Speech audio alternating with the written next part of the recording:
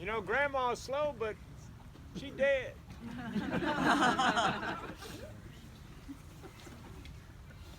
Y'all okay tonight? Yes, sir.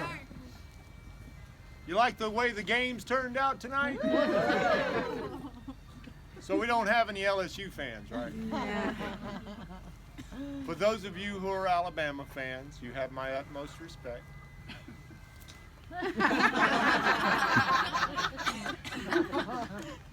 I'm going to read you a little bit out of a newspaper, if you don't mind. Terrible steamboat explosion. September 22nd, 1851. The steamer James Jackson exploded at 9 o'clock a.m. yesterday while leaving Shawnee Town. 35 persons killed and wounded, including Captain Holmes of Natchez, killed. 2 pilots of the boat slightly wounded. The engineer in charge of the engine immediately after this explosion is reported to have jumped overboard and took to the woods. The Jackson is badly torn to pieces. The good news is that wasn't me. The bad news is it was my brother Timothy. I am Richard Holmes, and I was a steamboat pilot and captain, as were my brothers, Timothy, about whom I just read, Joseph, who died in the burning of the John S. Hannah, Curtis, a familiar figure in the early days of steamboating, and Truman, the oldest.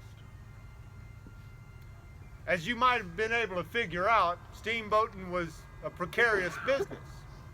Timothy apparently paid more attention to passengers in a hurry for their destination than to a boiler just half full of water. A hot boiler with no water in it tends to lend itself to calamity, as Timothy soon found out.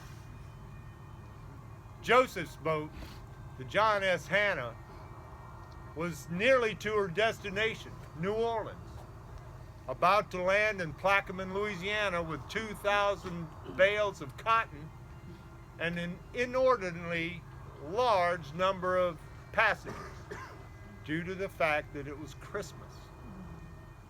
Imagine, as fire is reported, the many bales burning and the wooden beams of the boat beginning to catch fire. A clerk rushes into the cabin to try to wake the passengers as it is midnight. But smoke and flames are beginning to find their way through the passageways. Many succumb to the heat and the smoke before they could even reach the decks. 20 people burned or drowned before the boat could make it to shore. The entire boat and its cargo were consumed, along with my brother Joseph. Well, now that you've had that cheery little interlude, I'll tell you a little bit of something about my life. I was born in 1828 at Plymouth, Massachusetts. I am a proud descendant of Francis Cook, Mayflower passenger. At 16, I moved down to Natchez and came to live with my brother Truman, and he taught me all about boat building. And what a teacher he was. He had built the steamer Princess, which had the fastest time between New Orleans and Natchez. A mere 17 hours and 30 minutes. He held that record until 1870, when the Robert E. Lee beat him by just 19 minutes. When the Robert E. Lee raced the Natchez. You remember reading about that in your history book, don't you? You're nodding your head, but your eyes are glazing over. I brought the horns to the Lee myself. The horns were a set of gilded antlers that were propped up or strung between the stacks or put into a place of high esteem, but could only be worn by the fastest boat on the river. Hence the Princess handed them over to the Robert E. Lee. I built a ferry boat for the Natchez Vidalia Ferry, and then I built my crowning achievement, the packet steamer, what was her name? Darn. Cruiser.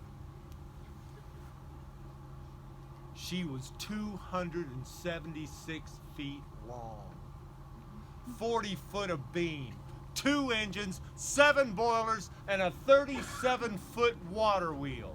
She carried 4,500 bales of cotton plus passengers. Truman taught me well how to build a boat. I piloted the CD Junior between New Orleans and Natchez in 1855, and I captained the Grand Duke between Natchez and Vicksburg in 1859, just to name a few.